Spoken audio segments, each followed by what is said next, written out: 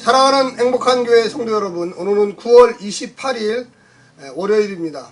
이번 주간에 추석이 있는데 코로나19로 인해서 많은 이동이 제한되고 또 이 전염병 감염 위험 때문에 하나님이 주신 즐거운 민속 명절을 다른 해보다는 많이 이렇게 소원하게 보내야만 합니다. 그러나 세계에서 가장 그래도 방역에 성공한 나라가 이 한국이라고 합니다. 미국만 해도 이 코로나19로 인해서 죽은 사람들이 20만 명에 가깝고요. 전 세계에서는 곧바로 지금 100만 명이 넘으리라고 예상하고 있습니다.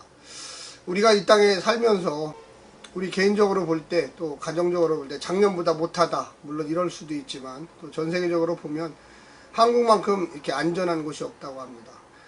나름대로 하나님의 그 주신 은혜를 감사하면서 즐거운 한 주간이 시작되었으면 좋겠습니다. 특별히 이제 민속 명절 추석 기간 동안 우리가 함께 이웃들과 또 가족들과 또 옆에 아시는 직장의 동료들과 기쁜 마음을 먼저 그리스도인들이 누렸으면 좋겠습니다. 오늘 우리에게 주시는 하나님의 말씀은 고린도 후서 1장 23절부터 2장 17절까지의 말씀입니다. 먼저 성우들이 읽어주는 말씀을 듣고 다시 오겠습니다. 내가 내 목숨을 걸고 하나님을 불러 증언하시게 하노니 내가 다시 고린도에 가지 아니한 것은 너희를 아끼리 함이라. 우리가 너희 믿음을 주관하려는 것이 아니요 오직 너희 기쁨을 돕는 자가 되려 함이니 이는 너희가 믿음에 섰습니다. 2장 는 너희에게 근심 중에 나아가지 아니하기로 스스로 결심하였노니 내가 너희를 근심하게 한다면 내가 근심하게 한 자밖에 나를 기쁘게 할 자가 누구냐. 내가 이같이 쓴 것은 내가 갈 때 마땅히 나를 기쁘게 할 자로부터 도리어 근심을 얻을까 염려하며 또 너희 모두에 대한 나의 기쁨이 너희 모두의 기쁨인 줄 확신함이로라. 내가 마음에 큰 눌림과 걱정이 있어 많은 눈물로 너희에게 썼노니 이는 너희로 근심하게 하려 한 것이 아니요 오직 내가 너희를 향하여 넘치는 사랑이 있음을 너희로 알게 하려 함이라. 근심하게 한 자가 있었을지라도 나를 근심하게 한 것이 아니요 어느 정도 너희 모두를 근심하게 한 것이니 어느 정도라 함은 내가 너무 지나치게 말하지 아니하려 함이라. 이러한 사람은 많은 사람에게서 벌받는 것이 마땅하도다. 그런즉 너희는 차라리 그를 용서하고 위로할 것이니 그가 너무 많은 근심에 잠길까 두려워하노라. 그러므로 너희를 권하노니 사랑을 그들에게 나타내라. 너희가 범사에 순종하는지 그 증거를 알고자 하여 내가 이것을 너희에게 썼노라. 너희가 무슨 일에든지 누구를 용서하면 나도 그리하고 내가 만일 용서한 일이 있으면 용서한 그것은 너희를 위하여 그리스도 앞에서 한 것이니 이는 우리로 사탄에게 속지 않게 하려 함이라. 우리는 그 계책을 알지 못하는 바가 아니로라. 내가 그리스도의 복음을 위하여 드로아의 이름에 주 안에서 문이 내게 열렸으되 내가 내 형제 디도를 만나지 못하므로 내 심령이 편하지 못하여 그들을 작별하고 마게도냐로 갔노라. 항상 우리를 그리스도 안에서 이기게 하시고 우리로 말미암아 각처에서 그리스도를 아는 냄새를 나타내시는 하나님께 감사하노라. 우리는 구원받는 자들에게나 망하는 자들에게나 하나님 앞에서 그리스도의 향기니 이 사람에게는 사망으로부터 사망에 이르는 냄새요 저 사람에게는 생명으로부터 생명에 이르는 냄새라. 누가 이 일을 감당하리요? 우리는 수많은 사람들처럼 하나님의 말씀을 혼잡하게 하지 아니하고 곧 순전함으로 하나님께 받은 것 같이 하나님 앞에서와 그리스도 안에서 말하노라. 오늘 본문을 이렇게 보게 되면 내가 목숨을 걸고 하나님을 증인으로 불러서 이야기한다. 이 말은 거짓말을 하지 않는다는 것이죠. 내가 왜 고린도를 방문하겠다고 했는데 방문하지 못했느냐. 이 사도 바울의 말씀입니다. 이 고린도 교회는 사도 바울이 직접 세운 교회입니다. AD 한 49년 또 50년 그 사이에 이 아덴을 떠나서 이 고린도에 왔습니다. 브리스길라 아굴라 이 두 사람 부부인데요. 함께 왔습니다. 그래서 천막을 만드는 일을 하면서 바울도 원래 직업은 천막을 만드는 사람입니다. 그리고 브리스길라 아굴라 역시도 천막을 만드는 사람이었습니다. 스스로 자활 선교를 하면서 이 고린도 교회를 개척했고 이후 18개월 정도를 이곳에서 사역하면서 하나님의 말씀을 가르쳤습니다. 18개월이 지나서 AD 52년 또 53년 정도에 이 고린도에서 에베소로 사역지를 이동하게 되었습니다. 많은 정이 들었고 또 많은 열정을 가지고 복음을 전했기 때문에 그들이 잘 훈련되었다고 생각해서 떠났는데 막상 좀 떠나고 보니까 문제들이 생겼습니다. 뭐 당연한 일이죠. 초대교회 상황 또 이방인들 중심이었던 이 고린도 교회가 문제가 생기는 건 당연합니다. 그래서 이 문제를 나름대로 해결하기 위해서 편지를 처음에 썼는데 지금은 남아있지 않습니다. 그 첫 번째 편지가. 그런데 그 편지를 읽고 교회들이 그렇게 많이 좋아지지 않았어요. 고린도 교회 문제들이 좋아지지 않았고 그리고 다시 이제 글로의 집사람들 편에서 그 소식을 들었습니다. 그런데 역시 그 첫 번째 편지가 별로 효과가 없었다. 그래서 두 번째 편지 이 고린도 전서를 쓰게 되었습니다. 그래서 고린도 전서 16장 5절부터 9절까지 보면 바울의 여행 계획을 나름대로 이게 쓰고 있습니다. 거기에 보면 내가 먼저는 이 마게도니아를 갔다가 고린도를 갔다가 예루살렘으로 돌아가겠다. 이게 이렇게 기본 여행 계획표를 이 고린도 전서에 써서 보냈어요. 그런데 그것도 나름대로 다시 수정이 됐는데 고린도, 마게도니아, 고린도, 예루살렘. 그래서 이렇게 한번 원래 세 군데를 방문했는데 네 군데를 다시 얘기해서 고린도까지 포함해서 했는데 이것도 또 수정이 되었어요. 그러니까 간다 했는데 못 간 거죠, 사실은. 그러니까 이 고린도 교회 성도들이 사도 바울이 우리를 좀 좋아하지 않나 보다, 우리를 싫어한다, 이런 오해가 생겼습니다. 처음에 교회를 개척한 사도 바울이 또 잘 가르쳤고 복음을 잘 전했는데 왜 우리에게 온다고 하더니 안 오냐. 여러 가지 우리의 와서 문제도 좀 해결해 주시고 상담도 좀 해주시고 또 하나님의 거룩한 말씀과 교육으로 양육해 주기를 원했는데 이렇게 되지 않으니까 이 고린도 교회 안에 사도 바울에 대해서 불신하는 세력들이 생기기 시작했습니다. 그래서 첫 번째 편지 이후에 갈 수가 없었어요. 왜 그러면 이 사도 바울이 가지 않았느냐, 왜 아까 목숨을 걸고 23절에서 내가 하나님을 불러 증인한다 하면서 내가 다시 고린도에 가지 아니한 것은 너희를 아끼려 함이라. 첫 번째 편지를 쓰고 두 번째 편지 고린도 전서까지 썼는데 그래서 회개해라, 잘못된 거를 지적했어요. 그리고 고쳐라. 그런데 소식을 들어보면 하나도 안 고쳤다는 거예요. 그러니까 더 화가 나죠. 내가 기분이 안 좋은 상태에서 너희들에게 가면 뭘 밖에 할 게 없습니까? 책망할 게 밖에 없습니다. 책망할 게. 사람이 기분이 좋은 상태로 만나야 됩니다. 성도들도 마찬가지입니다. 기분이 좋은 상태로 만나야 됩니다. 목회자와 성도도 좋은 상태로 만나야 됩니다. 목사는 성령이 충만한 상태로 만나야 돼요. 성도들도 마찬가지예요. 목사님을 기분 좋은 상태로 무슨 항의를 하러 온다든지 데모를 하러 온다든지 따지러 온다든지 그러면 서로 말을 하다 보면 감정이 북받쳐서 실수를 하게 돼요. 목사도 그래서 가끔씩 실수를 해요. 그래서 제가 늘 기도하며 마음을 다스리며 그래서 저도 마음이 좀 심란하고 불쾌하면 누가 찾아와도 잘 만나지 않으려고 해요. 만나도 잠깐 인사만 하고 얼른 피합니다. 왜? 내 얼굴을 통해서 제 안 좋은 감정이 다 표현되고 더 심하면 제 입을 통해서 그 말씀이 나가게 돼요. 주일날 강내상에 올라가서 주일 공동체 예배 설교할 때 이 목양실에서 제가 아주 마음을 다스리고 갑니다. 기도합니다. 왜? 좋은 마음, 하나님이 주시는 성령 충만한 책망을 하더라도 부드럽게 내 감정이 실리지 않고 바른 길을 제시하더라도 정말 하나님의 은혜 가운데 잘 제시하려고 하는 것입니다. 사도 바울은 두 번에 걸쳐서 편지를 썼는데 그 고린도 교회가 회개하지 아니하고 그대로 악을 행하고 있다는 얘기를 들었을 때 내가 과연 그 고린도 교회로 가야 되냐? 가면은 내가 책망하게 되는데 이렇게 생각하는 거예요. 그래서 기다려보자. 그들도 성숙한 신앙인들이니까 그 죄악을 깨닫고 회개할 것이다.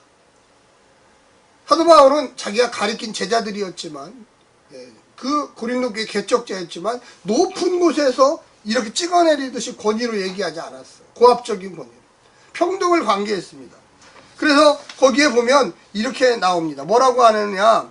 24절. 우리가 너희 믿음을 주관하려는 것이 아니요 오직 너희 기쁨을 돕는 자가 되게 하려. 이 돕는 자라는 것은 서포트한다는, 그러니까 비슷한 위치에, 이렇게 틀린 위치가 아니라 동등한 위치, 같은 위치로 보는 거예요. 벌써 이미 그 교회를 떠났고 함을 믿고 있는 것입니다. 오늘 본문에 보면 2장 1절에 내가 다시는 너희에게 근심 중에 나아가지 아니하기로. 그러니까 마음이 불편해요. 내가 가면 무슨 말하지? 괜히 내가 감정에 북받쳐서 그들을 책망하거나 그들이 잘못했다거나 지적하면 이게 서로 안 만나니만 못한대. 그래서 2절에도 2장 2절에 내가 너희를 근심하게 한다면 내가 근심하게 한 자밖에 나를 기쁘게 할 자가 누구냐. 그러니까 너희들이 나를 기쁘게 할 사람이고 나도 너희들을 기쁘게 할 사람인데 내가 너희들을 책망해버리고 너희가 상처받고 도전 의식이 없어지고 이렇게 돼버리면 나중에라도 이건 후회할 일이다. 그러니까 좋은 게 아니다. 내가 하나님을 증인으로 끌고 와서 이렇게 얘기하는 이유가 있지 않느냐. 그러면서 뭐라고 얘기합니까? 3절에 내가 이같이 쓴 것은 내가 갈 때에 마땅히 나를 기쁘게 할 자로부터 도리어 근심을 얻을까 함이로다. 걱정하는 거예요. 4절 내가 마음에 눌림과 걱정이 있어 많은 눈물로 너희에게 썼느니. 눈물로 썼느니. 그래서 다시 세 번째 편지를 또 보내는 거예요. 세 번째 편지. 남아있지 않죠. 바로 전에 보내는 거예요. 바로 전. 눈물로 썼느니. 그러니까 두 번째 보내고 가려고 했는데 못 갔어요. 근데 들리는 얘기가 사도 바울이 이렇게 우리를 무시한다. 그가 뭔가 마음이 변했다. 정직하지 않다. 성실하지 않다. 아니다. 나는 거룩하고 진실한 사람이다. 내가 너희들에게 가서 책망할 것밖에 없다면 나는 기다리겠다. 그리고 나는 너희들에게 고압적으로 뭐 얘기하지 않는다. 나는 서포트하는 자, 돕는 자로서 너희를 섬기고 있는 것이다. 그래서 거기에 보면 이렇게 나옵니다. 뭐라고 하나 4절에 오직 내가 너희를 향하여 넘치는 사랑이 있음을 너희로 알게 하라. 내가 떨어져 있다고 너희들 무시하고 이러지 않는다. 나는 너희들에 대한 그 사랑이 넘치도록 있다. 너희들이 먼저 그걸 고쳐라. 회개해라. 그러면 내가 너희들을 다시 방문할 것이다. 그래서 눈물로 세 번째 편지, 바로 이 고린도 후서 앞에 편지를 또다시 쓴 거예요. 그 얘기를 디도를 통해서 들었는데 나중에 고쳤대요. 할렐루야. 할렐루야. 고쳤다는 거예요. 근데 뒤에 부분에 나와요. 물론 새로운 문제도 있었어요. 거짓 사도들이 또 들어왔다. 그러나 하여튼 처음에 첫 번째 편지, 두 번째 고린도 전서, 그리고 세 번째 눈물의 편지를 보고 그들이 회개하고 이거 잘못했다. 우리 바울 사도가 안 오는 이유가 이런 거였구나. 깨닫기 시작했던 거죠. 그래서 5절에 보면 근심하게 한 자가 있을지라도 나를 근심하게 하는 것이 아니요 나를 용서하겠다는 거예요. 내가 먼저 용서하겠다. 여러분 용서는 누구와 할 거 없어요. 용서를 먼저 해야 돼요. 우리 그리스도인들은 용서합시다. 할렐루야. 어느 정도 너희 모두를 근심하게 한 것이니 어느 정도라 하면 내가 너무 지나치게 말하지 아니하려 함이라. 이러한 사람은 많은 사람에게 벌받는 것이 마땅하더라. 그러나 7절 중요합니다. 그런즉 너희는 차라리 그를 용서하고 위로할 것이니 그가 너무 많은 것이니까. 사람은요 누구나 잘못해요. 저도 잘못합니다. 성도들도 잘못하죠. 그러면 먼저 용서를 해야 돼요. 그러지 마. 뭐 그게 그렇게 중요한 거야? 우리 창세기 50장에 대단한 인물 요셉 형제들을 다 두 번에 걸쳐서 공식적으로 내가 한 게 아니라 하나님이 나를 당신들을 통해서 이 애굽 땅에 팔리게 한 거다. 나는 오해하지 않는다. 하나님이 나를 먼저 이곳으로 보내셨기 때문에 내가 우리 가족과 이 이집트와 모든 사람을 살리는데 중요한 사람으로 태어났다. 사랑하는 성도 여러분, 우리 인생들은요 다 나름대로 부족해요. 사도 바울이 내가 먼저 그들을 다 용서한다. 너희들도 용서해라. 서로 정죄하지 마라. 교회 분열의 원인이 뭡니까? 서로를 정죄하는 거예요. 서로를 시기하는 거예요. 질투하고 분노하는 거예요. 용서하고 화합하고 사랑하고 위로하고 내가 먼저 손을 내밀며 내가 부족했어. 용서해줘. 이렇게 하면 교회는 하나 돼요. 통일돼요. 그래서 그런 다음에 8절에 그러므로 너희를 권하노니 사랑을 그들에게 나타내라. 할렐루야. 부족한 사람, 연약한 사람 다 데리고 와요. 데리고 와서 괜찮아. 우리 다음부터 그러지 맙시다. 우리 하나님 나라에서 노력합시다. 우리가 죄짓지 맙시다. 할렐루야! 그래서 12절부터 나오는 게 그리스도의 향기입니다. 우리가 여기서 보면 무려 7장 4절까지 이 2장 12절부터 전부 다 이 바울의 이 그 사도권에 대해서 또 바울이 그 했던 일들에 대해서 이야기를 하고 있습니다. 우리가 좀 알고 배워야 되는 것 중에 이제 하나가 뭐냐면 7장 4절까지 바울의 사도권을 변호해요. 2장 14절부터 7장 4절까지는 바울의 사도권을 변호하는 것이 핵심입니다. 거짓 사도들이 들어왔어요. 그런데 제일 먼저 오늘 이야기하는 것 중에 가장 큰 핵심은 뭐냐면 너희가 그리스도의 향기다. 나도 그리스도의 향기지만 12절에 보면 내가 그리스도의 복음을 위하여 드로아에 이르러 주 안에서 문이 내게 열렸으니 내가 내 형제 디모데를 만나지 못함으로 내 심령이 편하지 못하여 그들을 착발하고 마게도니아로 갔다. 에베소에서 또 마게도니아로 이동했어요. 사도 바울은 힘들어요. 그를 죽이려고 하는 사람들이 쫓아와요. 그 대적자들이 와서 또 논쟁을 벌여요. 교회가 시끄러워져요. 그래, 나는 하나님이 다 했다. 내 가르칠 건 다 가르쳤으니까 이제 마게도니아로 또 가겠다. 그래서 마지막 14절에 제일 중요한 본문입니다. 오늘 항상 우리를 그리스도 안에 이기게 하시고 우리로 말미암아 각처에서 그리스도를 아는 냄새를 나타내시는 하나님께 감사하는 냄새. 여러분, 냄새는 속일 수가 없습니다. 기생충 영화에도 보니까 이 못 사는 사람들의 냄새가 난다고 기생충의 영화에도 나와 있어요. 참 어렵죠. 제가 선교지에 잠깐 가보면 우리하고 전혀 다른 음식, 문화, 또 그 목욕 이런 거 안 해요. 그래서 냄새 많이 나. 저도 마찬가지. 여름 되니까 지금 여름 지났지만 땀을 많이 흘려요. 뻘뻘 흘려요. 아무리 가서 또 씻고 막 샤워를 하고 비누로 칠하고 근데 또 나오면 또 땀이 나요. 또 냄새가 나요. 그런데 이 사도 바울이 그리스도의 냄새, 그리스도의 향기. 내가 아무리 대적자들로부터 공격을 받고 내가 아무리 대적자들로부터 죽임의 살해 위협을 당해도 내가 가는 곳곳마다 뭘 했느냐? 예수의 향기 나타냈다. 예수의 능력을 나타냈다. 예수의 그 냄새를 나타냈다.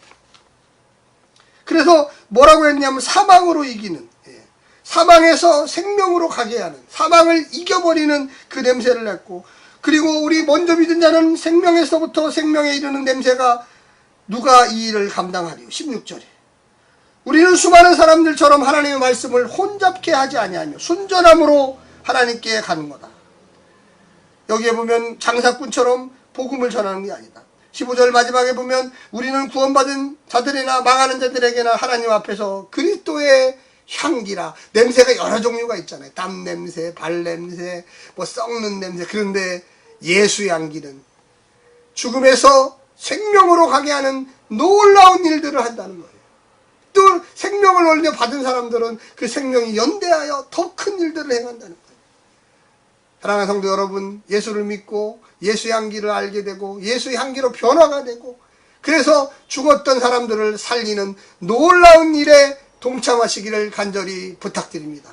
하나님의 사랑 사역, 믿음의 사역, 성령의 사역 늘 승리하시기를 부탁드립니다. 오늘 하루도 승리하십시오. 샬롬.